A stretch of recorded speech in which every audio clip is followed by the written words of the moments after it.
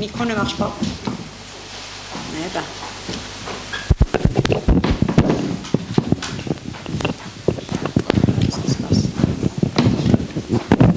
Allô, allô. Bonjour mesdames, messieurs, bienvenue au Forum del Moudjahid. Nous avons le plaisir de recevoir ce matin M. Sofiane Djilali, président du parti Dil Jadid.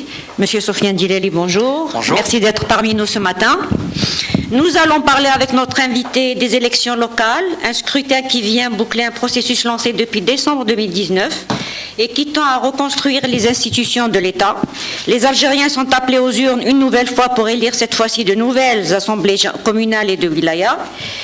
La question du statut et des prérogatives du PAPC est donc soulevée à nouveau au cours de cette campagne électorale.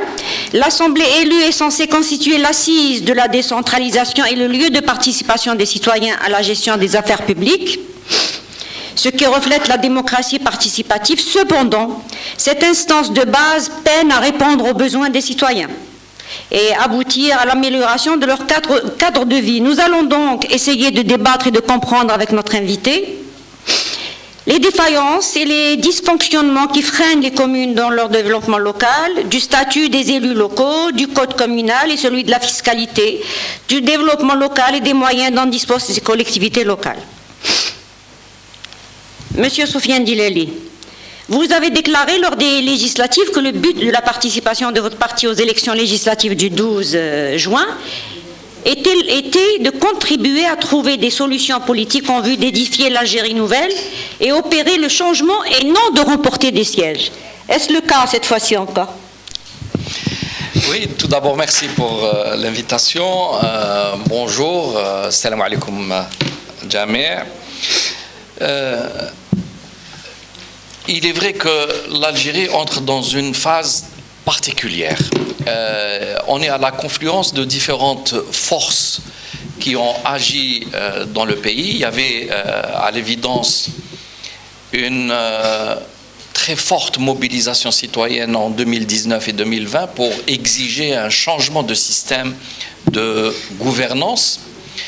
De l'autre côté, il y a eu les premiers changements après l'élection présidentielle, puis dans le sillage, une nouvelle constitution le 1er novembre 2020 et des législatives en 2021, en juin 2021. Et nous sommes en fait à la porte du dernier scrutin populaire, en tout cas, pour le 27 novembre, pour les élections locales, puisqu'il y aura, je pense, à la fin décembre, des élections sénatoriales, puisque le Conseil de la Nation doit être renouvelé par moitié. Donc le processus continue. En tant que parti politique, on peut avoir deux positions ou deux axes de travail. On peut très bien considérer que les élections amènent des militants ou des représentants du parti vers des centres de décision, qu'ils soient au niveau de l'Assemblée nationale, donc l'Assemblée légiférante, ou au niveau des assemblées locales. Mais on peut aussi voir une autre dimension qui est plus importante, à nos yeux en tout cas. Je pense que l'Algérie aujourd'hui a besoin d'une remise en ordre dans l'esprit des gens, dans l'approche de l'action politique, et que avoir des postes électifs à travers le territoire est largement insuffisant actuellement. Je m'explique. Pour des raisons que j'aborderai ensuite, il y a actuellement des listes totalement patchwork, c'est-à-dire les listes électorales qui sont présentées au niveau des APC et des APW sont des listes formées non pas par les militants des partis politiques, mais par des mélanges société civile et plusieurs partis politiques, et bizarrement, des partis politiques qui étaient censés être en contradiction. Au moins rivalité politique, parfois en contradiction plus frontale, et on retrouve des militants qui étaient dans un parti, qui se retrouvent dans l'autre, etc. Il y a une forme de transhumance politique incroyable au niveau de la base. Et ça, on ne peut pas le comprendre si on ne voit pas la perspective ou la volonté des partis politiques simplement de remplir des listes et avoir un certain nombre de sièges au niveau des APC. Mais malheureusement, ces listes, quand elles sont gagnantes, n'offrent ni programme cohérent localement, ni vision, ni perspective, ni clarification idéologique. Et ça, ce n'est pas bon pour le pays parce qu'on ne sait plus qui est qui. Tous les courants sont devenus équivalents, tout se mélange. Et même les partis qui ont pris des positions, par exemple, de boycott, leurs militants sont tous candidats. Donc il y a beaucoup de questions à se poser. Si un parti boycotte et laisse ses militants participer, c'est qu'il y a une incohérence fondamentale. C'est que le boycott n'apporte pas une solution, mais il n'est qu'une posture à travers laquelle on recherche une certaine forme de notoriété, mais on laisse les militants s'engager pour l'élection pour essayer de récupérer les avantages de l'élection elle-même. Donc je pense que notre démarche générale en tant que pays qui se voulait aller vers l'état de droit, vers la démocratie, vers la participation des citoyens, on aurait gagné à d'abord clarifier les courants politiques qui structurent la société et que ensuite ces courants politiques aient la chance de se présenter en tant que tels et de développer leur programme et permettre aux citoyens ensuite de juger. Or aujourd'hui, au niveau local, à l'évidence, il n'y a plus aucune différence entre les partis, ou presque plus. Il n'y a pas de sélection du personnel politique et il n'y a aucun programme soutenu au niveau national en tant que programme pour développer le pays à travers une action de construction de l'état de droit à la base. Et si tout ça est à revoir. Malheureusement, Adil Jadid en avait beaucoup d'espoir pour que l'action engagée de renouveler les assemblées, tant nationales que locales, allait être accompagnée et allait être encadrée par une loi qui permette ce changement. Sans vouloir jeter la pierre à ceux qui ont conçu la loi électorale, malheureusement, on est tombé juste dans la situation inverse. C'est-à-dire que cette loi, en voulant mettre des jalons à chaque pas, a fini par fermer les portes du changement. Et tout le monde le constate aujourd'hui. Prenez la capitale, hein, puisqu'elle est souvent prise en exemple, ou en tout cas elle peut être un exemple significatif. Ici, vous dépendez de Sidi Mohamed, d'Alger Centre. Entre Alger Centre, il y a deux listes. Il y a un parti politique et une liste indépendante. Sur plusieurs communes d'Alger qui représentent une forte densité de population, il n'y a que très très peu de listes par commune. Plus grave, ces listes-là proviennent presque toutes, à travers tout le territoire national, des précédentes assemblées, celles qui étaient en poste entre 2017 et 2022, qui étaient théoriquement en poste jusqu'en 2022.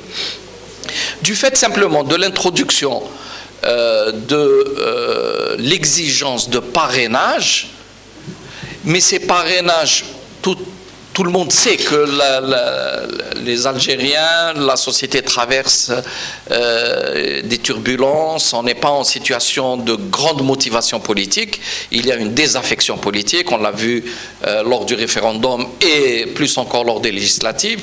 Les gens n'ont pas voté, non pas parce qu'ils avaient systématiquement répondu à un appel de boycott, mais tout simplement parce que ils ne trouvent plus la motivation pour participer à la vie politique. Et ils ont l'impression que la vie politique les a trompés, que la classe politique n'est pas à la hauteur, qu'il n'y a plus aucun intérêt à suivre et à participer dans la vie publique. Or, on s'aperçoit que ceux qui ont ramené les parrainages à travers le territoire national sont ceux qui ont utilisé les élus de la période précédente. Parce que je vais le dire directement, et c'est un problème qu'il faudra affronter. Les listes ont récupéré les parrainages à partir des matrices. C'est-à-dire le fichier est disponible au niveau de l'APC. Les listes se forment à partir des élus qui sont dans l'APC. Ils piochent dans les listes pour fabriquer les listes de soutien. Et plus grave encore, on l'a vu lors des législatives, on en avait essayé de parler au niveau de l'ANI. Le problème s'est reposé encore cette fois. Alors, le premier parti ou la première liste qui est déposée, qui est accompagnée par les parrainages sont immédiatement mis dans le système informatique au niveau de l'ANI et ensuite utilisés comme un repère. C'est-à-dire, ceux qui vont chercher les signatures à l'extérieur, si jamais ils utilisent une signature qui leur a été donnée en bonne et due forme, mais qui a été utilisée à partir du fichier, eh ben c'est la deuxième liste qui tombe et non pas la première. Et ça, c'est anticonstitutionnel et c'est contre la loi parce qu'ils auraient dû faire tomber toutes les listes avec une double signature et éventuellement ouvrir des enquêtes. Nous avons par exemple, juste à côté, une commune, à Meftah pour ne pas la nommer, notre représentant, il dépose plus de 1100 signatures, il était exigé 800 signatures de parrainage, ils lui font tomber plus de 300 signatures, il ne peut pas se présenter. Pourquoi? Parce qu'une des listes formées par les ex-élus avait déposé la liste en utilisant les noms de ceux qui ont réellement donné leur signature. Donc cette loi, elle favorise le trafic et elle punit celui qui agit légalement. Or, comme tout le monde sait, Jil Jadid n'avait pas participé aux élections ni législatives ni locales en 2017 pour des positions politiques. Donc nos militants s'étaient astreints à la décision du parti. Politiquement, tout le monde peut constater et reconnaître que c'était une position qui correspondait en réalité à l'analyse politique qu'on avait faite et que le régime précédent ne pouvait pas se maintenir en place et ne devait pas être aidé. Eh bien, les partis politiques qui se sont impliqués en 2017 dans les législatives et les locales se retrouvent aujourd'hui en position d'utiliser les avantages licites et illicites par leur position pour renouveler leur liste au niveau des assemblées locales. Et donc là, on attire encore une fois l'attention de la commission LANI pour leur dire c'est un grave problème qui se pose maintenant et qui va dévoyer la démocratie participative. Parce que ceux qui sont en place se renouvellent et ceux qui n'étaient pas dans les institutions, qu'ils soient partis politiques ou même des candidats indépendants, il leur est impossible de se présenter. Donc finalement, on est tombé sur une loi qui a exclu une très très grande partie de la classe politique qui avait envie de porter le changement. Voilà pour Merci, Est-ce que vous avez saisi justement l'ANI autour de ces problèmes? Oui, on l'avait saisi très tôt. Il y a eu plusieurs partis politiques qui avaient demandé à rencontrer le président de l'ANI et finalement on n'a pas pu le rencontrer. Il y a eu simplement une réunion entre des représentants des partis politiques. Il y avait 14 partis politiques et les représentants de l'ANI. On avait posé ce type de problème, mais à l'évidence, il n'y avait pas eu, je ne sais pas, la volonté ou la possibilité de prendre en charge ces questions. Mais j'insiste, c'est une loi qui a poussé au dévoiement de l'action politique sur le terrain. Bien. Est-ce que M. Soufiane Djellali, avant d'entamer les débats, est-ce qu'on peut avoir des données chiffrées sur votre participation? Bon, on est présent sur une quinzaine de wilayas avec quelques communes à chaque fois. Parfois la liste de l'APW, mais je ne vous dis pas le nombre de listes qui n'ont pas pu être agréées par l'ANI à cause de du rejet des signatures. Il y a eu beaucoup de rejets ?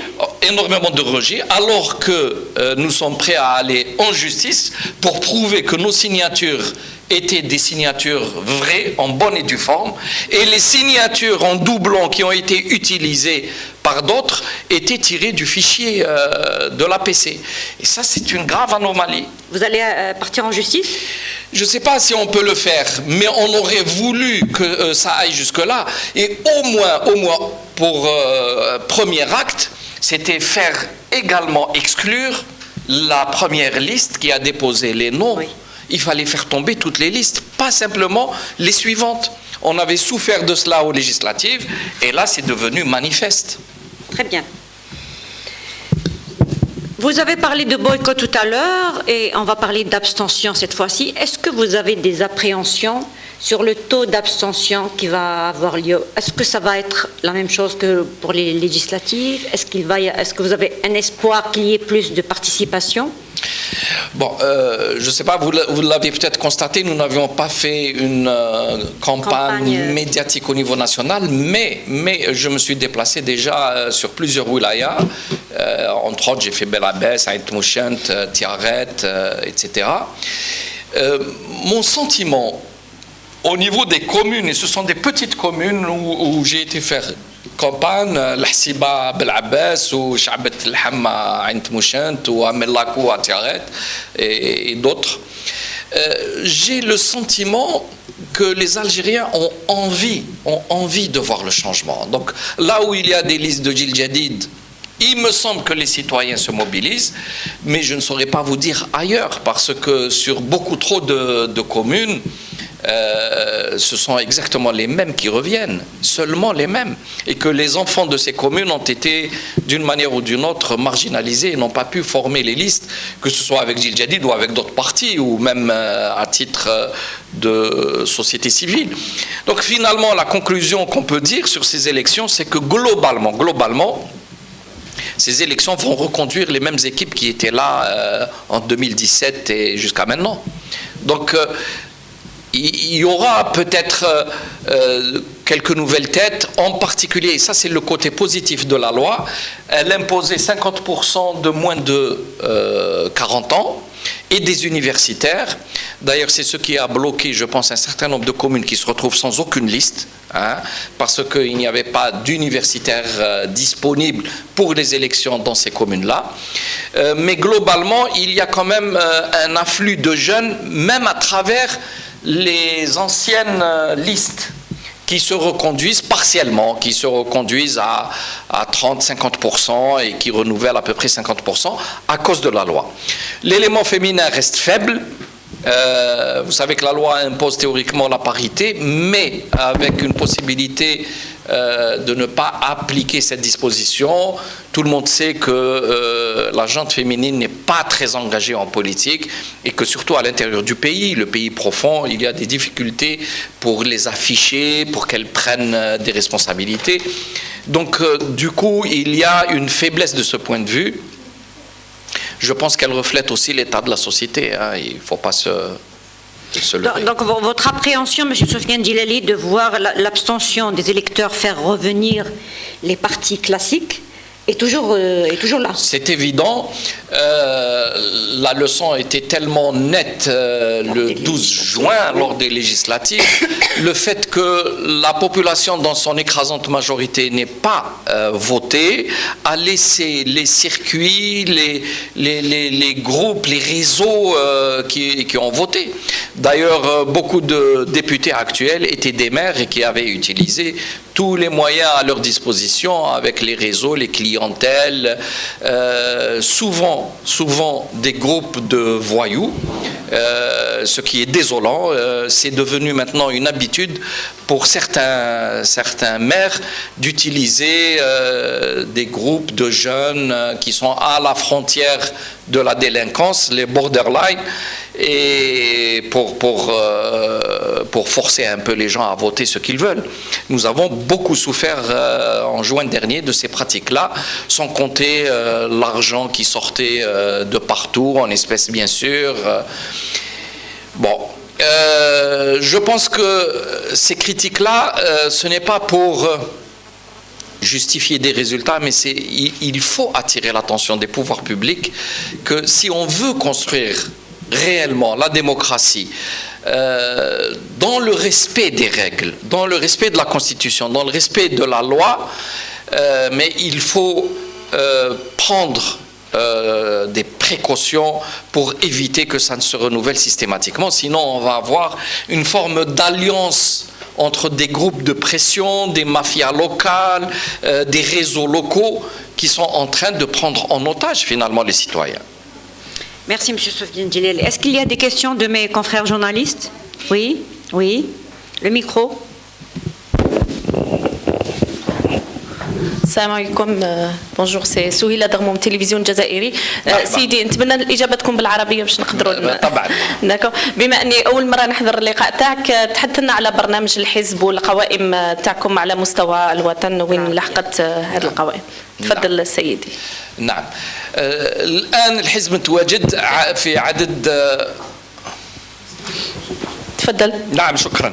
الحزب متواجد في عدد من الولايات عبر بلديات، منها بلديات يعني مهمة في العاصمة الولايات، والبعض منها في الجزائر العميقة، لأن عندنا عدد يعني لا يستهان من بلديات اللي في مناطق الظل. مهم جدا أن نذهب إلى عمق البلاد. البرنامج في كل مرة يعني القوائم هذه تتكون من مناضلين للحزب، لأن درنا اختيار ما يكونش يعني مزج مع أحزاب أخرى، لأنه نظن أنه حان الوقت باش الجزائريين يفرقوا ما بين الأحزاب والبرامج نتاعهم والمشروع المجتمع. عندما نتقدم بقوائم فيها اختلاط من كل الأنواع، نظن هذا ما يخدمش الديمقراطية. تعرفوا أنه في المحليات البرنامج يرجع إلى برنامج محلي، لأن بطبيعة الحال كل بلدية لها الإشكالات اللي تعيشها، ولازم يكون الحل أو الجواب يتماشى مع المشكل اللي عايشينه. بعض السكان في بعض المناطق عندهم إما مشكل تاع طرق، تعبيد الطرق، الآخرون ما عندهمش مثلا الكهرباء، آخرون عندهم مشكل تاع البطالة. حتى إلى هذا في الحقيقة هذا الموضوع مفتوح في تقريبا كل البلديات، البطالة وبطالة الشباب خاصة، هذا مشكل كبير. فإذا احنا نبني خطوة بعد خطوة رؤية شاملة تبدأ من الجزائر العميقة، ونتمنى أن نبنيها يعني طابق بعد طابق حتى نصل إلى المستوى الوطني مع برنامج وطني اللي كنا على كل حال قدمناه في جوان تاع هذه السنة من خلال الحملة الانتخابية للتشريعيات. برنامج نظن تكون عندنا الفرصة نعاودوا نتكلموا عليه، اللي هو على المستوى الوطني مستمد مباشرة من المشروع المجتمع تاعنا. وي صباح الخير. إكرام بطاش من قناة النهار. شهد الأسبوع الأول من الحملة الانتخابية خرجت محتشمة من بعض الرؤساء الأحزاب والأحزاب ككل مقارنة بالأحزاب الأخرى، من بينها حزب جيل جديد اللي شهد خروج محتشم، مقارنة خاصة بالتشريعيات بالمحليات. لماذا لم تكملوا في نفس النسق؟ شكرا. نعم شكرا. حملة انتخابية تتطلب أولا وقبل كل شيء إمكانيات، وانتم تعرفوا جيدا أنه جيل جديد ما عنده أي دعم من أي جهة كانت، فالإمكانيات نتاعنا يعني القليلة كنا جندناها في التشريعيات. في هذه المحليات تكلمت على المشاكل اللي قامت أمام يعني إيداع ملفات وإيداع القوائم، ولكن في نفس الوقت يعني اخترنا الآن أنه نذهب إلى حملة انتخابية جوارية في البلديات، خاصة البلديات النائية، لأن يعني في خطة الحزب كيفاش نبنيو الحزب الهيكل تاعو من الجزائر العميقة حتى نصل إلى البلديات الكبرى. فما كانش يعني من كيفاش نقول يعني من الاختيار باش نديروا تجمعات في القاعات، لأن هذه التجمعات تعرفوها كلها يجيبوا يعني الناس المتعاطفين ولا العائلات حول المنتخبين، وهما أنصار هذاك القائمة ولا أنصار هذاك الحزب، وما نظنش أنه فيه فائدة في البعد الطويل أو على المدى المتوسط. فاحنا اخترنا نروح للمواطن العادي اللي ما عندوش من قبل اتصال مباشر مع الحزب، وهذاك اللي نحاولوا نعطيوه يعني كل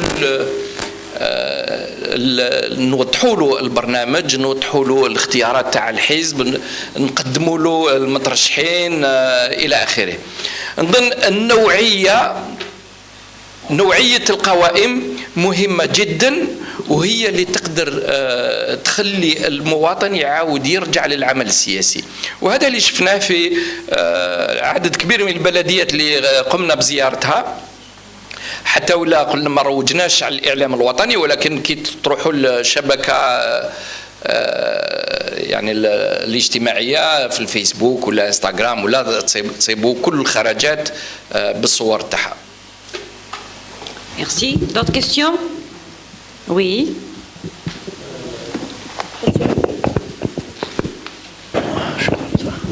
Salam alaikum, monsieur Onza du journal L'Expression. Donc voilà, moi je voudrais bifurquer sur la question les problèmes techniques et politiques aussi, apparemment, d'après ce que vous dites, qui ont été constatés au niveau du traitement des signatures, les formulaires, et puis le recalement de certains candidats. C'est-à-dire البارح كان هنا الأمين العام تاع الأفلان كان تطرق كذلك لنفس المشاكل هذه اللي طرقتم لها انتم.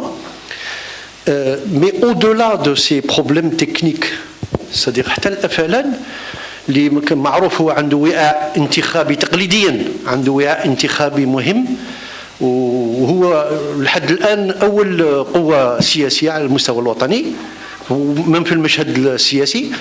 ألا تظنون أنه المجتمع ولا الأحزاب السياسية لازم يكون عندها مشروع مجتمع؟ لما نقول مشروع مجتمع لازم يكون يعني يكون ناس منظرين، c'est-à-dire une analyse approfondie نتاع المجتمع، تحليل نتاع المجريات واش صار، لأنه المواطن اليوم طلق la chose politique, c'est-à-dire ça il a répudié la chose politique. Ça peut être un phénomène mondial, mais on parle de l'Algérie. C'est-à-dire ألا تظنون أنه لازم تكون فيه رؤية جديدة؟ ألا تظنون أنه الأحزاب السياسية لازم يعني redéploiement sur plusieurs fronts، parce que المواطن اليوم الشيء اللي يهمه ماهوش السياسة بحد ذاتها، ولكن الحلول اللي نقدروا احنا نجيبوها للمواطن. المواطن سيرتو حتى يعني التشريعيات ربما كانت امور مختلفه، لانه في التشريعيات ربما ان ديبوتي صديق اللي كونفرونتي مع البريمي مينيستر، مع الرئيس الجمهوريه، مع الوزير، مع كذا وكذا، لكن في المحليات الامر مختلف. المواطن يعني ربما لو ديسكور كان عندنا وقت من التشريعيات حتى لهنا، كان ربما الاحزاب كانت قادرة دير un redéploiement, notamment sur le discours politique. Est-ce que vous pensez que c'est-à-dire ça a été fait, ou est-ce que ça c'est à faire, c'est à refaire quoi? Voilà. Non, vous avez absolument raison. Yani, vous posez le problème sur ses fondamentaux. C'est là où il y a des difficultés à faire de la politique au sens noble. Très souvent, donc, la politique est devenue une course simplement au poste, aux élections et à la comptabilité. J'ai 300 maires, j'ai gagné, j'ai 900 élus, je ne sais pas quoi. Et ça ne sert à rien si on n'arrive pas à organiser une action politique pour faire de véritables changements. Or, le changement, il se situe au niveau des valeurs qui fonctionnent dans la société. Et vous avez absolument raison de dire que les partis politiques devraient avoir un projet de société. Mais je peux le dire, je l'ai déjà dit, je pense qu'on est les seuls partis politiques, l'un des rares, peut-être le seul, à avoir un projet de société qui est public. Si vous allez sur le cedid.org, vous trouverez, vous pouvez télécharger le projet de société qui est une approche sur l'analyse de la société algérienne. Où sont les problèmes de la société en tant que telle, où sont ses points faibles, où sont ses points forts, comment réorienter cette société-là, régler, parce qu'il y a des problèmes de fond. Ce sont les problèmes d'abord, le conflit entre ce qui est la société traditionnelle qui a encore cours et la société moderne. Est-ce que nous travaillons pour construire une société moderne et avons-nous conscience de ce qu'est une société moderne? Est-ce que nous avons conscience des valeurs qui ont cours dans la société et celles qui nous manquent? Ensuite, quelle doit être la place et le rôle de la femme dans la société algérienne? Quel est le rôle de l'identité dans la société algérienne? Quel est le rôle de la religion dans la société algérienne?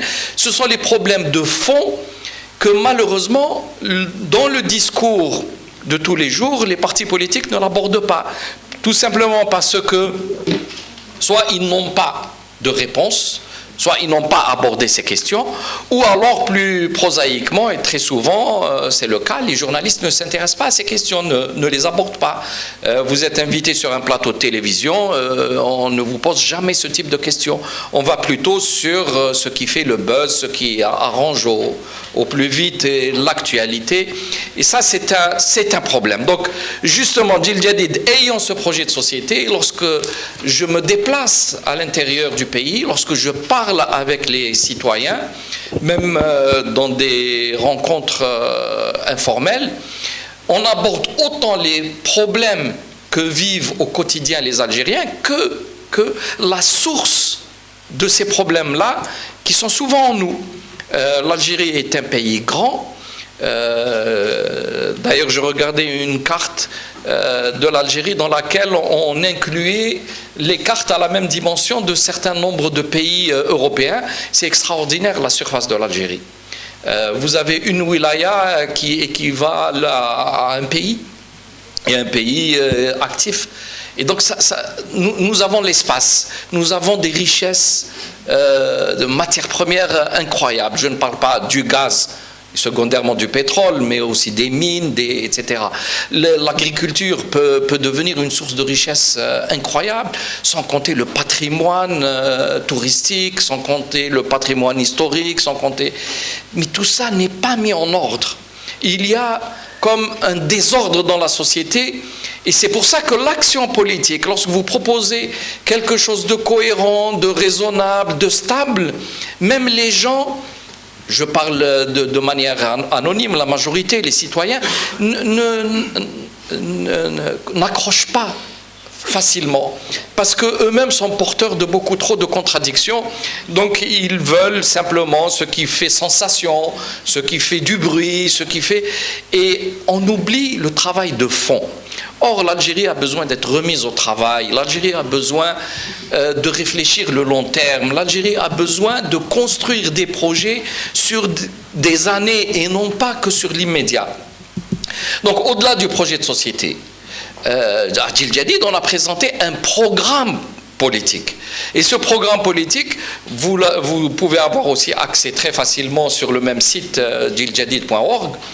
Là, on aborde comment transformer l'analyse de la société algérienne telle qu'on l'a perçue, comment l'aider à devenir une société beaucoup plus efficace, plus moderne, plus vivable. Parce que les contradictions de notre société font que l'Algérien vit un très grand malaise. Le phénomène de la harga ne peut pas s'expliquer simplement par un problème purement économique ou purement politique, dans le sens politicien. Malgré tout ce qu'on peut reprocher au système algérien, bon, les gens quand même s'expriment, défendent leurs projets, ils peuvent formuler des idées, on n'est pas dans une situation où personne n'a le droit de dire autre chose que ce que dit le gouvernement. Bon, malgré ça, si on compare à des pays voisins qui n'ont peut-être pas 10 ou 15% de notre liberté de ton et liberté de mouvement, mais ils n'ont pas le même niveau de harga. Et l'explication, très souvent les gens, si vous les interrogez pourquoi ils s'en vont, ils vous disent on étouffe. Justement, on étouffe parce que autour de nous... Les jeunes, ils sont justement à la recherche d'un projet de société meilleur. Oui, bien sûr, parce que dans la famille, ils vivent mal les contradictions, avec les voisins, ils sont mal, dans la rue, ils sont mal, au travail, ils sont mal. Pourquoi tout le monde est mal? Parce que nous ne fonctionnons pas de manière harmonieuse. Notre société est disharmonieuse. Et ça, on l'a expliqué pourquoi. C'est-à-dire que ça ne vient pas comme ça. C'est pas parce que l'Algérien est un mauvais individu, mais le problème est que nous avons traversé des phases d'organisation sociale extrêmement perturbantes. Là, on a des explications et des propositions de solutions. Mais pour revenir à l'aspect plus factuel, les problèmes de la société au niveau de la commune, puisque ce sont les élections communales, relèvent d'une vision beaucoup plus globale au niveau national. Si vous n'arrivez pas à résoudre des problèmes nationaux, vous ne résoudrez pas les problèmes locaux. Or, les problèmes nationaux, si on veut les résumer très très rapidement, vous avez tout ce qui est possible de faire, mais vous avez aussi des contraintes dont vous devez tenir compte absolument dans la conception de votre programme. Alors les contraintes sont en dehors de la volonté du pays. Je vous donne quelques exemples. Il y a le phénomène de mondialisation. Qu'est-ce qu'on en fait ? Est-ce qu'on rentre dans la mondialisation ou non? Là, aujourd'hui, il y a un grand débat sur les deux courants majoritaires maintenant qui forment les opinions dans le monde, ou en tout cas dans le monde dit démocratique. Est-ce qu'il faut aller vers le souverainisme ou est-ce qu'il faut aller vers le mondialisme? Là, il n'y a pas ce débat-là en Algérie. Vous avez un autre problème pour l'Algérie, c'est l'épuisement des énergies naturelles, les hydrocarbures, le pétrole et le gaz. Tout le monde sait que l'Algérie a depuis longtemps dépassé son peak oil, que la production est en déclin, qu'en même temps les besoins nationaux augmentent, que donc forcément il y a une contrainte majeure sur les exportations, alors que l'Algérie vit à plus de 90% grâce aux hydrocarbures. En tout cas, la devise rentre majoritairement par là. Le budget du pays lui-même est maintenu grâce à la fiscalité pétrolière. 37% du budget du pays vient de la fiscalité pétrolière. C'est-à-dire, s'il n'y a plus de pétrole du jour au lendemain, eh ben, tout s'effondre, il n'y a plus rien. Sans parler des problèmes connexes. Donc, énergie renouvelable, où c'est qu'on en est? Qu'est-ce qu'on doit faire? Le programme doit répondre à cette question sur l'épuisement des énergies. Vous avez une autre contrainte essentielle, c'est le problème climatique. On le vit maintenant au jour le jour. Le problème de l'eau, il y a un stress hydrique extrêmement important qui était prévu depuis très longtemps sur l'Afrique du Nord. Je rappelle, entre parenthèses, puisque le problème climatique avait été traité par le GIEC, qui est le groupe intergouvernemental au niveau des instances internationales. Il y avait un Algérien qui avait travaillé dans le GIEC, et c'est très très peu d'Algériens savent qu'il est récipiendaire du prix Nobel, puisque le GIEC a eu le prix Nobel, et Snoussi, Mohamed Snoussi, qui est décédé en 2014, était l'un de ceux qui avaient reçu le prix Nobel. Mais on a fait semblant qu'il n'y en avait pas pour des raisons politiques. Donc, on savait qu'il allait y avoir des problèmes posés par le climat en Algérie. Qu'est-ce qu'on a fait réellement? Il n'y a pas eu un engagement d'un programme sérieux pour faire face à cette situation.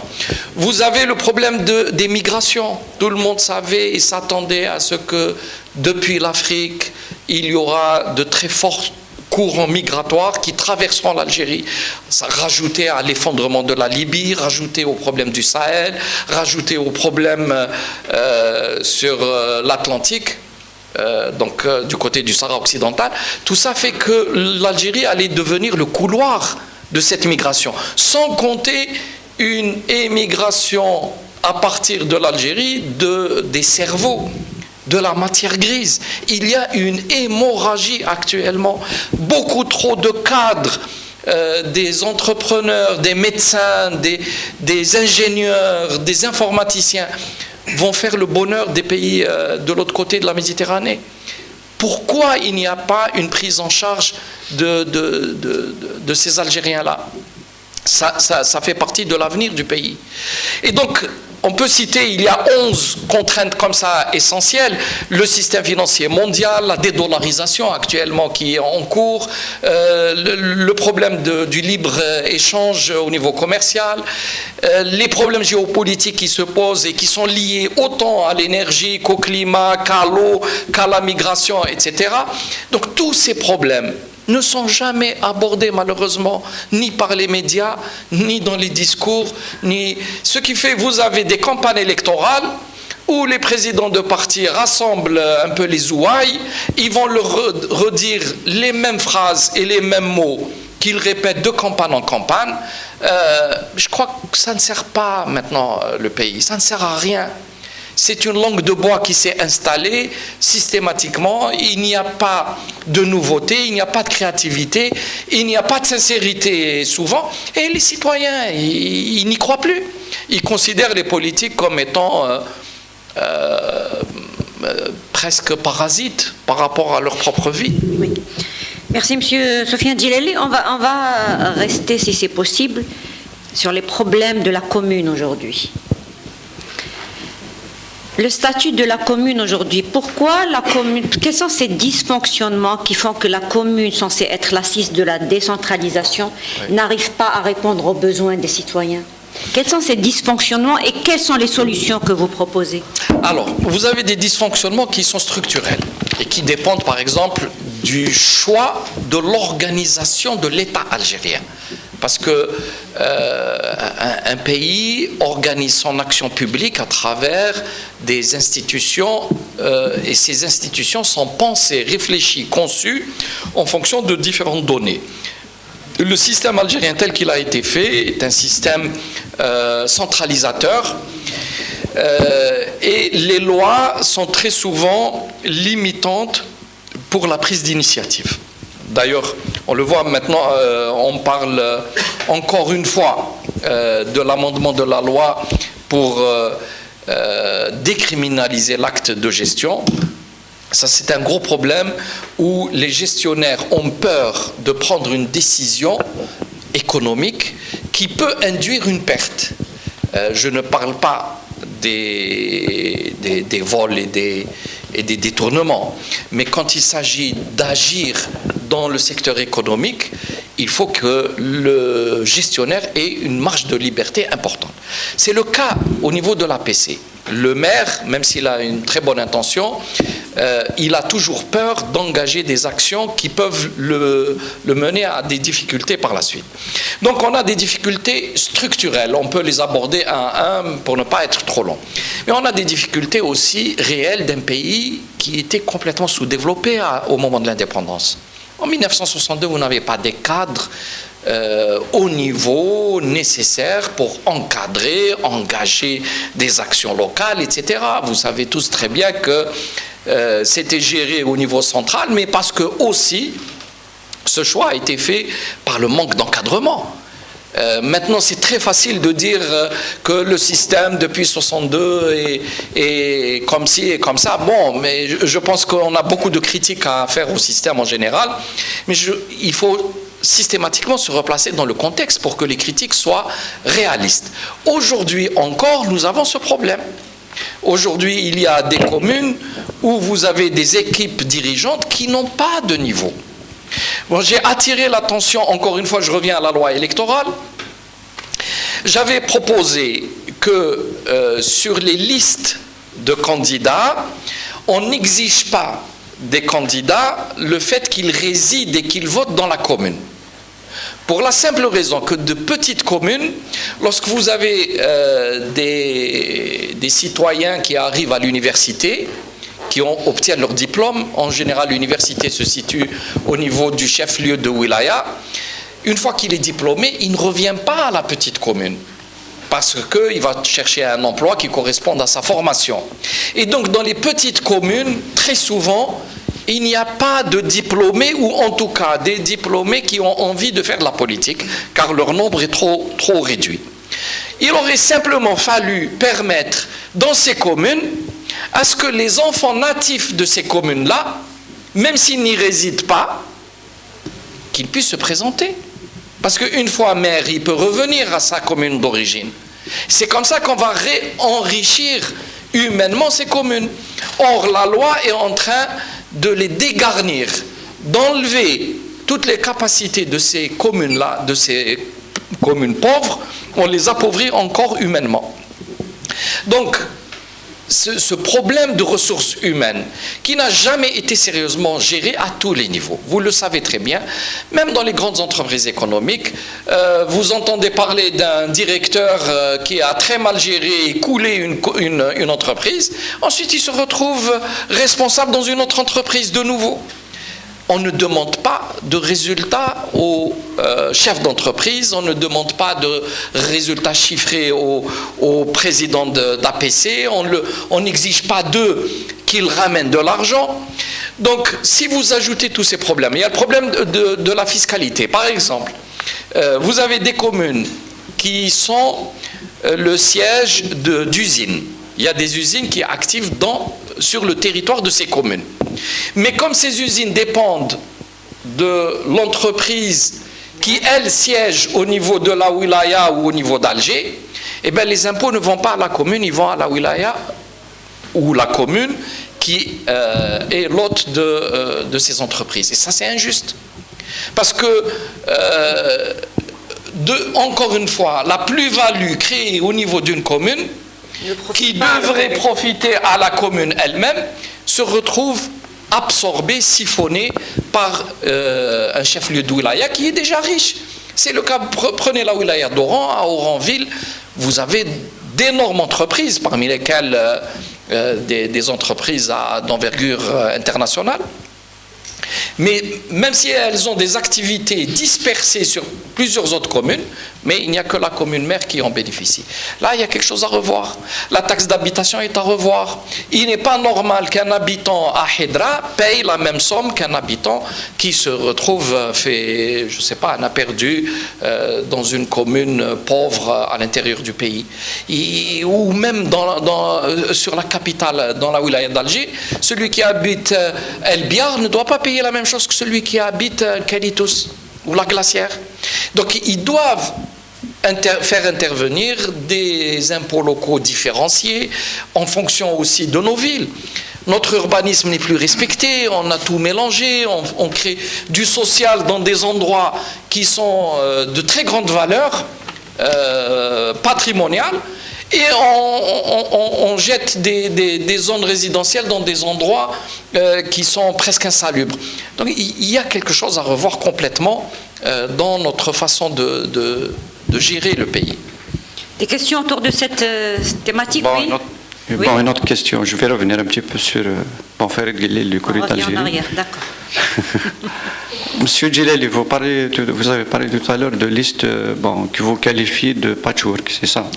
Patchwork, oui. Patchwork, oui. Ouais. Est-ce que Djil Jadid a fait forcément, c'est-à-dire appel à ses militants exclusivement dans la composition des listes électorales? Sinon, est-ce que cela n'est pas de bon guerre-temps, c'est-à-dire au niveau local, il n'y a pas vraiment d'enjeu politique et sinon idéologique? Oui. Est-ce que cela n'est pas vous sous-entendez que ce sont là des pratiques immorales, sinon contre l'éthique et la politique? Est-ce que vous pouvez nous expliquer un peu cela? Non, d'abord, je ne les qualifierais pas de pratiques immorales, pas du tout, mais vous avez dit de bonne guerre. Oui, c'est de bonne guerre, mais quelle guerre? C'est là où la question se pose. Si la guerre, c'est coûte que coûte avoir des éléments dans les institutions, oui, ça c'est de bonne guerre. Tout le monde peut le faire. Mais je pense que le pays a besoin d'autre chose. Nous sommes dans une phase où le citoyen a divorcé et répudié la politique, comme l'a dit votre collègue. Il ne s'intéresse plus. Il ne s'intéresse plus parce que tout est flou, tout est confus, tout est mélangé. Vous trouvez, je ne veux pas nommer les partis, mais il y a un parti qui était la cible de tous les citoyens et du Hirak, dont plusieurs de ses militants se retrouvent pour les communales dans toutes les listes. Et il a fabriqué les listes d'un parti qui se disait totalement dans le Hirak. Donc il y a une confusion chez le citoyen, ils ne comprennent pas, parce qu'il faut agir dans cette dimension politique pour résoudre une crise de fond qui est la crise de confiance, qui est la remise en ordre dans le pays. Donc ces pratiques-là, si on était dans une situation entre guillemets normale, stable, ça peut se comprendre. On veut placer quelques éléments par-ci par-là, on fait des négociations et on aurait pu faire des alliances. D'ailleurs à ce sujet, je vais juste vous donner une information éventuelle. Au début de la campagne de préparation des listes, il y avait une tentative de faire une alliance. Mais faire une alliance d'un seul coup sur le plan national était compliqué. Parce que les partis politiques, certains ont des militants dans un endroit, pas dans un autre. C'est à négocier. Donc, on était amené à faire des listes communes sur un certain nombre de communes seulement et de laisser les partis libres sur d'autres. Et bien, systématiquement, l'ANI, au niveau de ces wilayas, nous a bloqués. Elle nous a empêchés de faire ces alliances. Alors que ce sont des alliances avec des partis de la même obédience. C'est-à-dire que là, ça se comprend. Mais à chaque fois, à l'ANI, on nous dit non, non, non, là, il faut déclarer votre alliance au niveau national et la faire sur le plan national, systématique partout. Or, il y a une loi qui précise ça, monsieur? Non, justement, la loi ne précise pas ça. La loi pouvait permettre des alliances locales et partielles. Mais au niveau de l'ANI, il y a un problème d'encadrement, les gens ne maîtrisent pas systématiquement, et plus grave, il y a beaucoup de cas qui vont à l'encontre de la loi, où le président de l'ANI local désigne des parents à lui qui sont candidats, et il désigne d'autres parents pour contrôler les bureaux. Et vous ne pouvez rien faire, le temps de faire le recours, de parler, les portes sont closes. Alors que la loi ne le permet pas. Ne permet pas qu'il y ait, par exemple, entre un candidat et les surveillants de centres de vote, qu'il y ait un lien au 3e degré. Ils mettent des liens au 1er degré. Vous avez un candidat sur la liste et son propre frère est chef de centre dans un bureau de vote. Et donc là, il y a un problème de maîtrise de ça. Moi, je peux donner les noms et je peux donner les communes où ça s'est déroulé, etc. Mais pour nous, ce n'est pas maintenant chercher systématiquement à critiquer l'ANI. L'ANI font ce qu'ils peuvent dans le cadre qui est le leur, mais il faut tirer les conclusions de ces failles et il faut les améliorer, il faut changer. On ne peut pas rester dans le même système de fonctionnement. Le nomadisme politique a toujours existé chez nous, M. Soufiane Djilali, et on a posé la même question hier au secrétaire général du FLN. Il nous révèle que les candidats du FLN qui ont été rejetés par le FLN sont partis rejoindre un autre parti qui les a acceptés. Est-ce que c'est une question de morale aussi? Pourquoi on accepte des gens rejetés par leur parti?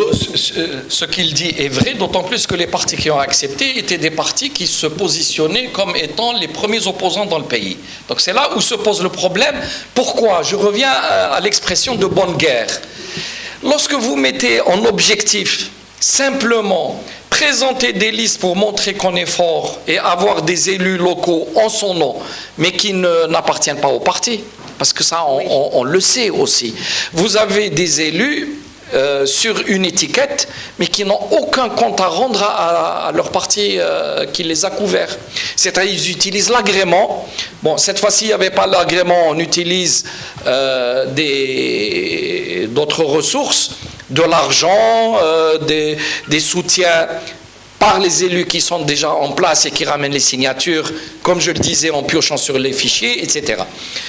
Donc, tant que le cap, l'objectif stratégique d'un parti politique, c'est simplement l'enjeu des postes, ben on tombe dans ce type de travers. Alors que théoriquement, un parti politique doit développer un discours cohérent, un projet de société, doit former ses militants. Je rappelle qu'Adil Jadid, nous formons les militants sur 5 degrés de formation, ça va de l'initiation, en passant par le projet de société, le programme, la géopolitique et les grands courants idéologiques dans le monde. Donc on essaye de former. Et ce sont ces personnes-là qui répondent à un profil très généralement jeune, universitaires, sans exclure ceux qui sont un peu plus âgés, ils peuvent être aussi très bons, mais globalement la tendance est vers la nouvelle génération.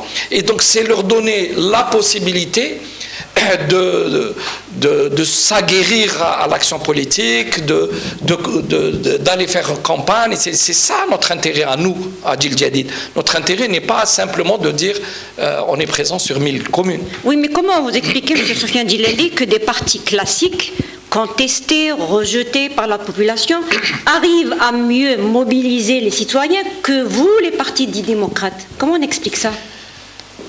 Quand vous avez un parti qui a autour de 20, 30, 50 milliards de centimes par an en subvention d'État, qui utilise des milliers de locaux, est-ce que vous comparez de manière raisonnable avec un parti politique qui a 0 centime de subvention?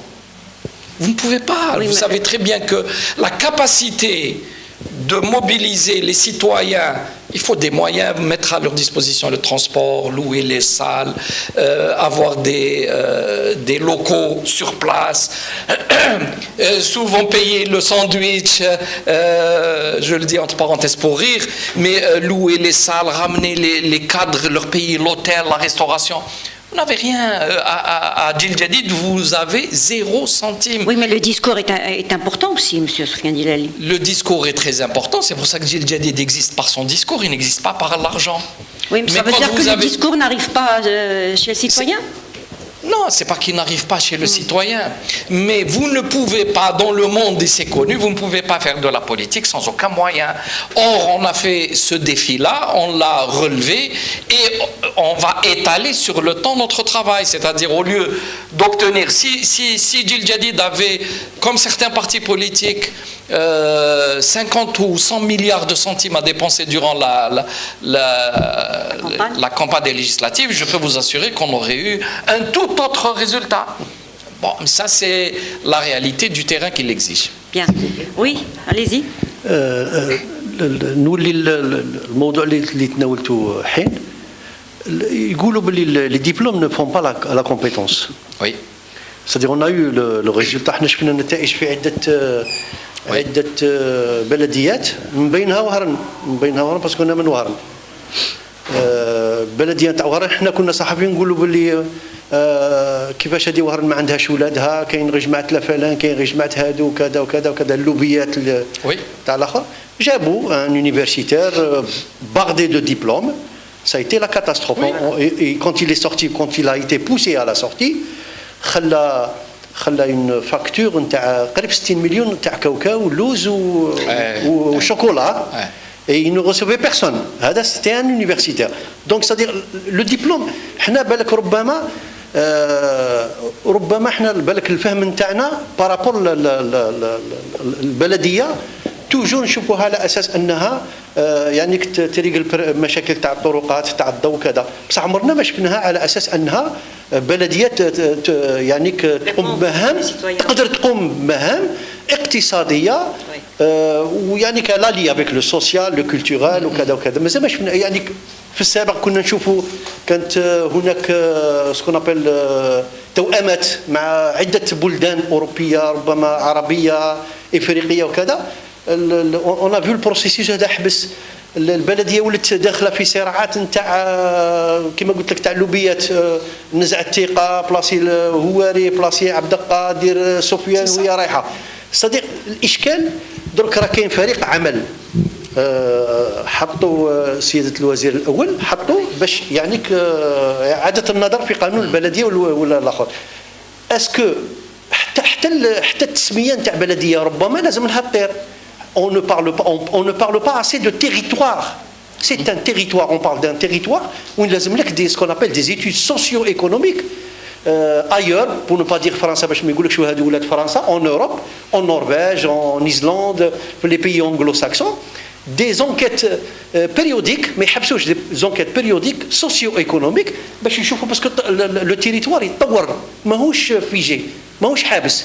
إذن ما هي نظرتكم أنتم يعني كحزب سياسي في هذا الخدم واسكو عندكم يعني اقتراحات جديه وبراتيك من اجل النهوض باسكو نهضروا بزاف على لي بريغاتيف نتاع نهضروا بريغاتيف تاع اسكو سي بروبليم دو بريغاتيف جوستومون رئيس البلديه بس ما نهضروش على في القانون كاين بلديات اللي ما تحصلش ميم با لا فيسكاليتي نتاعها ما تبغيش تحصل في لا فيسكاليتي كما قلت انت 2021 مازال كاين ناس في لو سومي دو كونسيستونس ما يعرفوش تاعهم ان سومي دو كونسيستونس تاع المير ما يعرفش ولا سومي دو كونسيستونس تاعو مازال لو لويي يخلصوه ا 20000 دينار لو موا سي امبونسابل.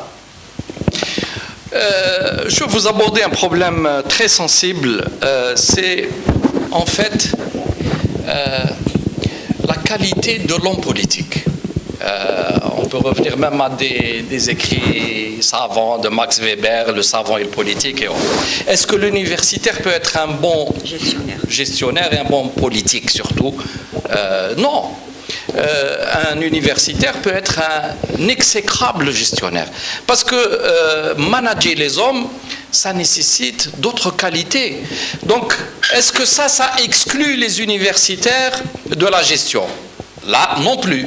C'est-à-dire qu'il est préférable d'avoir quelqu'un de bien instruit, de bien formé, qui sait ce qui se passe, qui a conscience et qui en même temps est un bon manager des hommes. Comment on va les obtenir, ces gens-là? On va les obtenir lorsque vous avez des partis politiques qui sont installés, qui fonctionnent régulièrement, qui font de la formation en interne, qui font progresser leur cadre d'échelon en échelon. C'est là où ils vont apprendre comment gérer les hommes.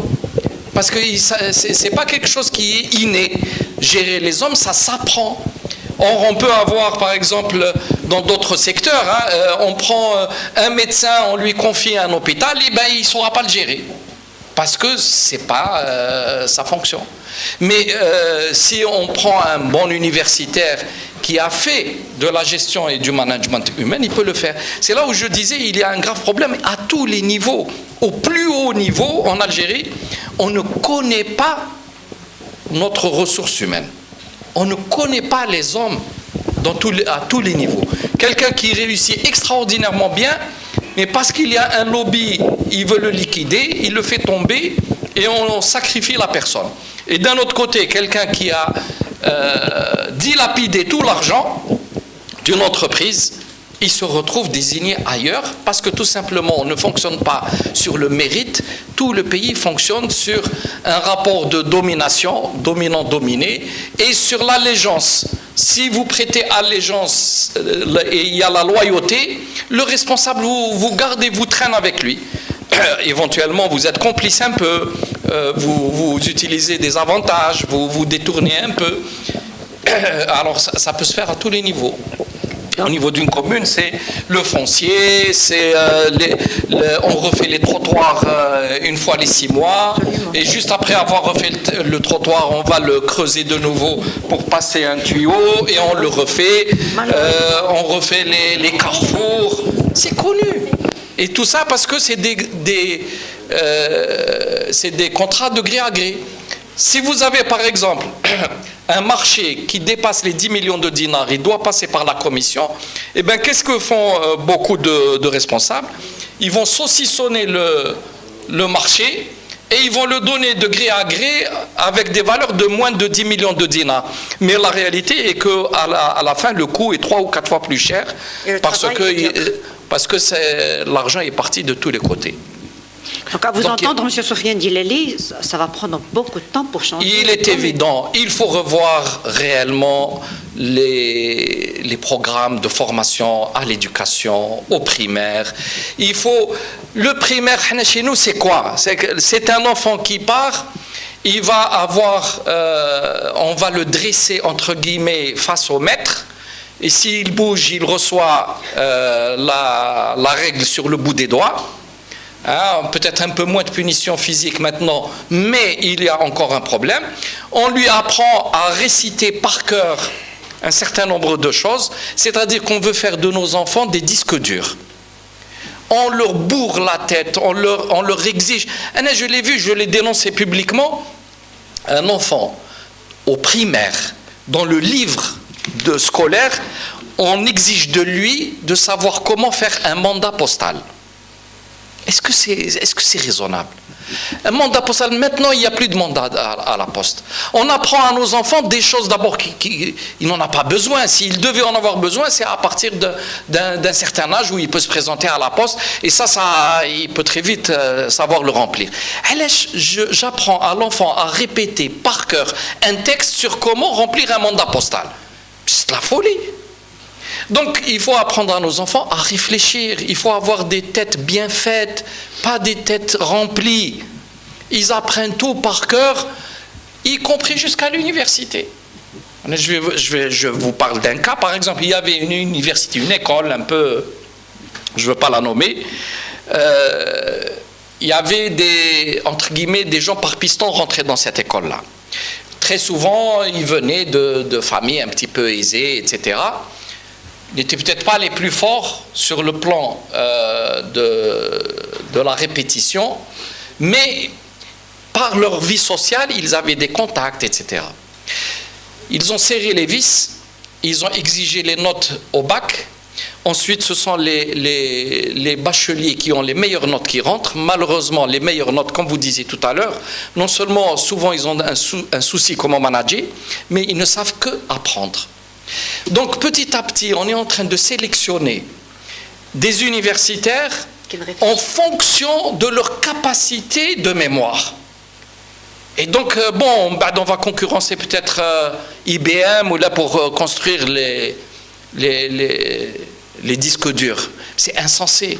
On doit apprendre à nos enfants à réfléchir, on doit leur donner l'esprit critique, on doit leur apprendre l'ouverture d'esprit, ils doivent apprendre à comparer les choses. Et c'est ça qui petit à petit va vous amener une ressource humaine de qualité, une ressource humaine qui sait s'adapter, qui sait inventer, qui sait créer, qui sait réfléchir. Et là, malheureusement, les gens sortent, ils n'osent même pas imaginer quelque chose, une solution. Ils répètent les mêmes solutions.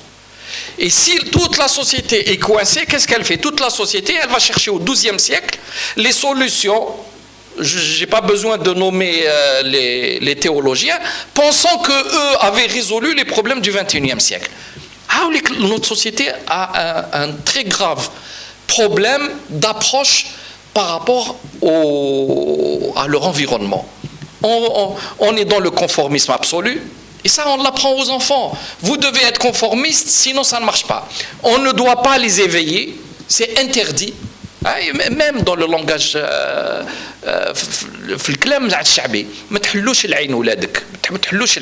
qu'est-ce que ça signifie? Ne lui ouvre pas les yeux, dans le sens, il ne faut pas qu'il comprenne ce qui se passe. Parce que si vous lui ouvrez les yeux, vous allez avoir des soucis avec lui, parce qu'il va poser trop de questions. Ou l'être l'autre, ensuite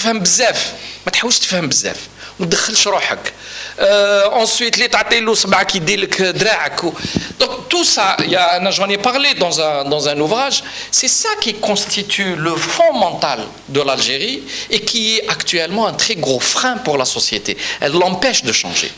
Le conformisme, le retour à l'ancien. On pense toujours que le grand-père qui est illettré va vous donner la solution. Je vous donne un exemple. J'ai connu un médecin qui, lorsque son enfant était malade, il demandait conseil à sa mère qui était illettrée. واش ندير له او يسعل بزاف تقول له دير له الزيت والزعتر والقارص ايتترا. جو سوي با كونتر لا ميديسين traditionnelle, etc. Mais je parle de l'état d'esprit, comment, au lieu d'ouvrir l'avenir et la prospective pour nos enfants, on les oblige à repartir toujours vers le passé. Et toutes les solutions qu'on cherche, c'est le passé. Y compris, même sur le plan politique. Qu'est-ce qui se passe depuis 10 ans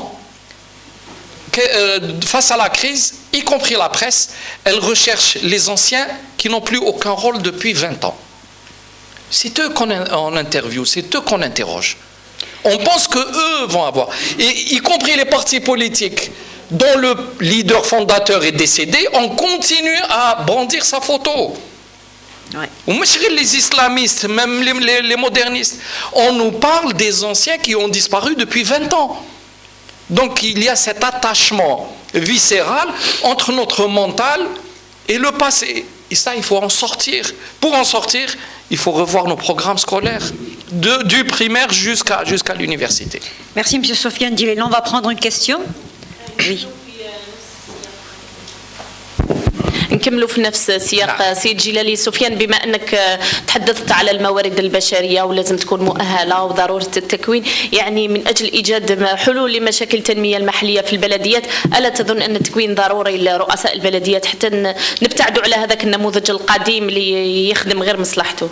لا، واضح أنه ضروري جدا أنه يكون التكوين. أنا نظن أنه منذ بعد سنوات قليلة كاين تكوين رسمي على مستوى الوزارة الداخلية باش المنتخبين الجدد يديروا لهم على الأقل يعطوهم بعض المعلومات، ولكن هذا ما يكفيش. أنا نظن كان لازم مثلا نديروا مدرسة عليا لتسيير المحليات، les territoires, la gestion des territoires. يرجعوا خريجين من معاهد حتى ولا من بعد ينتميوا لاحزاب متفرقه ومختلفه، ولكن مهم جدا انه الاطار اللي راح يستكلف باموال الشعب على المستوى المحلي، كاين بعض البلديات اللي تسير عشرات المليارات.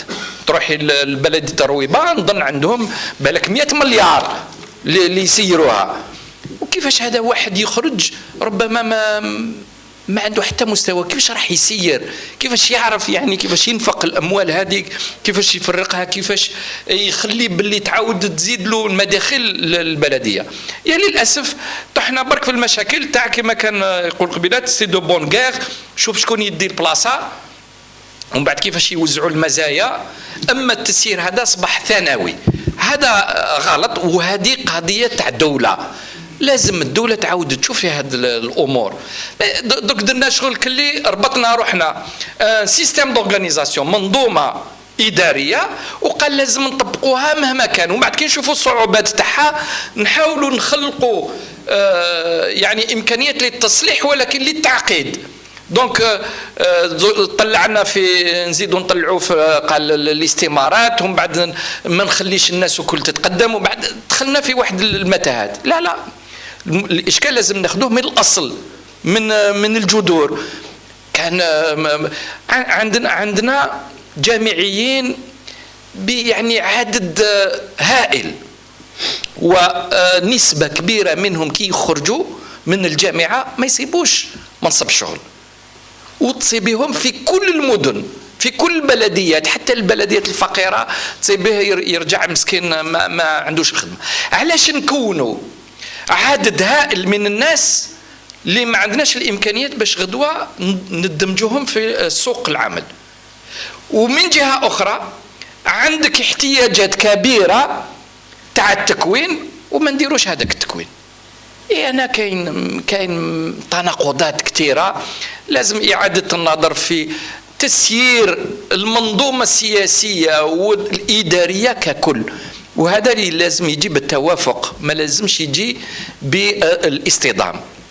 هنا وين ربما كاين كثير من الإخوان المواطنين اللي كانوا ما فهموناش مليح، يظنوا أنه التغيير يجي بالقوة، يعني دائما بمنطق نكسرك نحيك باش نجي ناخذ مكانك، لكن المشكل انه ما راكش مؤهل، ما عندكش الاليات باش تعاود من جديد تبني يعني بطرق ناجعه المؤسسات تاعك. نزيد كلمه برك في هذا الاطار، يعني العلاقه ما بين الاطارات والمستوى تاعهم. انا نحث الاخوان الصحفيين يشوفوا مثلا قائمه جيل جديد في بلديه تيارت في العاصمه تاع تيارت، شوف التكوين تاعها، شوف المستوى تاعها، وشوف البرامج اللي يقترحوها.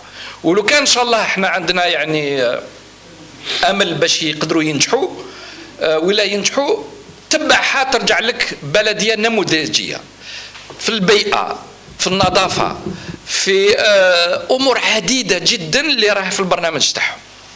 فهذا اللي مهم، هذا من صلاحيتنا. انا نفضل نقدم عدد قليل من القوائم، ولكن تكون عندها قدره حقيقيه لتغيير الواقع اللي يعيشوه، باش غدوه المواطن يفهم انه هنالك مخارج ممكنه ونعموا هذا النموذج. Oui, il y a une question. La question, il ne va pas répondre. Laquelle? Les propositions. Oui. Oui. لحد الان مازال ما يعني ما درناش الاقتراح رسميا، لحقنا المشروع مشروع التغيير، ولكن عموما انا نظن انه مهم جدا انه تكون المشاركه تاع المواطن واعاده النظر في المعامله ما بين المنتخبين والمواطنين. مثلا يحتم عليهم القانون لازم يقدموا حوصله للمواطنين بعد مهله من التسيير، كل 6 شهور مثلا لازم يديروا اجتماع مفتوح بحضور موثق، ويديروا يعني يعطيوا المشاريع ويعطيوا المصاريف ويفهموا المواطنين. Qui ne se fait pas, personne ne rend compte. يديروا دي ديليبيراسيون ا ويكلو، ومن بعد ينيغوسيو مع الشيف الدائره ولا مع الوالي، يجوزوا واش يجوزوا، والباقي والشعب ما على بالوش. C'est une question de mentalité. La loi permet d'aider à faire évoluer les mentalités par certaines obligations. Il y a le problème de la fiscalité locale, il y a le problème des impôts locaux, les impôts d'habitation, il y a le problème actuellement de l'hygiène publique. C'est une catastrophe. Nos villes sont devenues comme des poubelles. C'est inadmissible, inacceptable. Et pas que les villes, même la campagne. Même vous avez les feux de forêt, malheureusement, qui ont causé des morts et des dégâts immenses. Oui. Bien sûr qu'il y avait peut-être la faute des autorités qui n'avaient pas tous les moyens, les canadaires, etc. Ça, il y a eu beaucoup de départs de feu à cause des déchets, à cause des bouteilles en verre jetées dans la forêt elle-même. Vous voyez la côte est, si vous faites la côte, j'ai été effrayé par les décharges en plein air sur la côte. Oui. Sur la côte, c'est insensé. Comment on peut accepter ça? Et pourtant, ça fait partie parce que les gens tendent à dire que les élus n'ont pas de prérogatives, et pourtant ça fait partie de leurs prérogatives, et ils ne le font pas. Il y a des marges de manœuvre, mais ils ne le font pas parce qu'ils sont intéressés. Donc le problème n'est pas un problème de prérogative. Pas que, mais ça c'est un problème important. Mais normalement, j'ai interrogé pourquoi vous jetez les décharges publiques le long des routes sur le bord de la mer. Absolument. J'ai cherché à comprendre. Oui. Qu'on ne peut pas faire des centres d'enfouissement parce qu'il y a des citoyens qui refusent. Ah bon? Alors, les citoyens refusent le centre d'enfouissement dans des zones protégées, donc on jette sur la route. Ouais. Non, il y a une autorité publique dans le pays, il doit y avoir, c'est les pouvoirs publics. Et il y a quand même des choses qui sont inadmissibles. Je ne parle pas de les maladies qui se propagent, les infiltrations des eaux, des ordures dans les nappes. Et puis, quelle image on donne aux étrangers? Et puis les étrangers qui passent sont choqués. On en a entendu des gens. On est choqués nous-mêmes déjà. Même dans la capitale, Alger, il n'y a aucun entretien sérieux. Et pourtant, ce n'est pas ce qui coûte le plus cher. Vous estimez qu'il n'y a pas un contrôle aussi sur le travail des maires, monsieur? Non, il n'y a pas un contrôle sur les maires. On sait tous qu'il y a des maires qui agissent de manière illégale. Je vais vous dire, un de nos militants a eu un problème. Il a ramené, c'était à Chlef il y a quelques années, il a ramené, pas très loin de là où il travaillait, il y avait un tas d'ordures, Hachakou, qui restait là depuis des semaines. Il a payé quelqu'un, ramené un camion, ils ont chargé les ordures et les ont jetées. Il a été esté en justice par la mairie pour avoir fait un acte qui relevait de l'autorité publique et non pas de l'autorité privée ou de l'action privée. La même chose dans une autre commune, pas loin, dans la wilaya de Tipaza. La même chose, c'est le cimetière qui est devenu une décharge. Et le fait de dénoncer ça, la personne a eu de très graves problèmes avec le maire, qui l'a esté en justice, ils lui ont monté toute une histoire, soi-disant elle l'aurait insulté alors qu'elle ne l'a jamais rencontré. Et c'est pour vous dire que c'est pas normal. Et les autorités sont au courant. Mais ils ferment les yeux parce qu'ils ne veulent pas créer trop de problèmes, ils ne veulent pas que ça bouge, ils ne veulent pas. Non, il y a un manque de civisme flagrant. Vous entrez le vendredi dans une mosquée, l'imam vous fait un prêche sur l'hygiène en islam, mais à l'entrée de la mosquée, il y a l'état d'ordure. Non, je suis désolé, il y a quelque chose qui cloche dans notre société. Il faut attaquer ces problèmes-là de front. Ça ne fait pas plaisir à certains. Ils ont l'impression qu'on touche à la dignité lorsqu'on parle des vérités. Mais on ne peut pas soigner ces maladies si on n'en parle pas sérieusement. Bien. On va terminer avec une dernière question, M. Soufiane Djilali. Une réaction de votre part sur ce qui se passe à nos frontières? Ce qui se passe à nos frontières est aussi un des problèmes les plus difficiles et compliqués qui se posent à l'Algérie d'aujourd'hui. C'est clair, il y a un affrontement, non pas simplement sur un territoire, sur le Sahara occidental, entre les populations sahraouies qui demandent depuis si longtemps et de manière légitime un référendum d'autodétermination et une puissance occupante. Mais le problème est plus large. Je pense qu'il est géopolitique. Notre voisin a tissé des alliances avec des États qui ont fait des choix géopolitiques extrêmement lourds et qui ne correspondent absolument pas aux intérêts de notre pays. Donc l'Algérie doit se défendre. Elle doit se défendre. Ça ne signifie pas qu'il faille appeler à la guerre, absolument pas. Mais l'Algérie doit pouvoir faire face à ce type de problème, parce que c'est une question maintenant de pérennité de l'État algérien. Si petit à petit on permet à ce que notre souveraineté et notre sécurité nationale soient remises en cause, dans quelques décennies on sera dans une très mauvaise situation. Donc, il faut que l'Algérie joue son rôle. Pendant 20 ans, elle a été neutralisée. L'Algérie a été, sur le plan diplomatique, totalement neutralisée. En 20 ans, on a perdu énormément de terrain en Afrique, dans les grands rassemblements internationaux, à l'ONU. Le pays n'était plus représenté, le chef d'État n'était plus là pour assurer la défense de nos intérêts, et surtout pour le maintien de l'ancien régime, ils avaient fermé les yeux sur beaucoup de connivence, sur des intérêts qui ne sont pas les nôtres, à notre détriment. Donc, il est clair que l'Algérie doit reprendre son destin en main sur ce plan. Est-ce que c'est la seule responsabilité de l'État ? Parce que c'est inhérent aux seules institutions de l'État. Voilà. Non, c'est l'Algérie qui est maintenant visée. Et donc l'Algérie, c'est aux Algériens. Bien sûr, ce n'est pas le simple citoyen qui n'a pas beaucoup de moyens, sinon de soutenir moralement son État. Mais c'est toutes les institutions, y compris forcément les partis politiques qui font partie de cet État-là.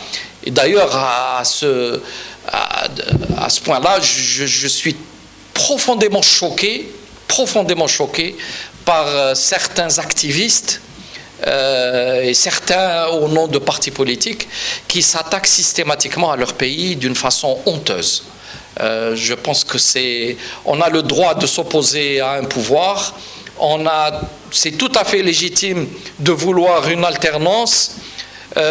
C'est normal qu'on puisse se proposer comme parti politique pour aller au pouvoir, être candidat au présidentiel si on veut, mais s'attaquer systématiquement à son pays parce qu'on est contre un pouvoir en place, c'est inadmissible.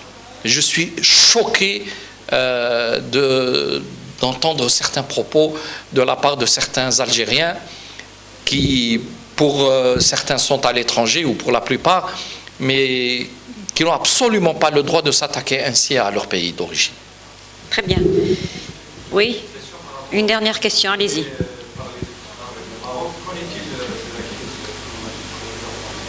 Avec la France.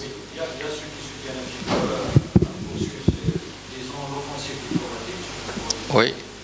Il y a des acteurs de son politique, c'est-à-dire qui interviennent sur le plan économique, qui prennent un certain pragmatisme qui évoque un petit peu la révision des accords établissements réalisés sur le terrain. Je pense que, comme vous le savez, en politique internationale, il n'y a pas des amis, il n'y a que des intérêts.